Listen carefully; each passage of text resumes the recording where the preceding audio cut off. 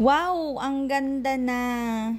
Hello guys! So for today's video, magpapalit tayo ng speedometer. So kung nakikita ninyo ang aking speedometer ay 6 month nang ganito kasi nga nabasag siya. At dahil nga 6 month na siya na ganitong basag at araw-araw kong ginagamit sa pagpasok sa eskwelahan, ay ito nga ay puno ng alikabok sa loob at pwede nang pagtaniman ng kamote. Kaya naman napagdesisyonan ko na palitan na siya ng bago at ito yung aking ipapalit, ang brand ng Koso. At dun po sa magtatanong kung saan ko po nabili itong Koso na ito ay dito lang ho sa TikTok. Search nyo lang po yung ay Motor Plus CDO. At isa nga sa nagustuhan ko dito ay mayroon na siyang digital clock at mayroon siyang 8 color. At pag-out ko nga dito sa school ay dinala ko na dito sa Bluebird sa kanto ng Barangay Lawa, Calamba City, Laguna. Pinaayos ko na kagad sa kanila para nga matesting na. Kaya kung makikita ninyo itong luma ko basag na basag at sobrang botas, kaya kapag umuulan ay talagang nababasa ang loob ng tubig.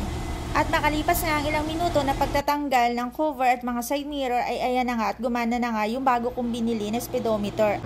At nang pagkatapos na okay na, ibinalik na ni Kuya yung mga side mirror at yung cover.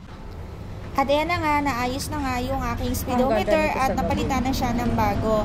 Siya nga pala, mayroon siyang backlight color switching function na kung saan pwede kang mag-switch ng color according to sa following sequence.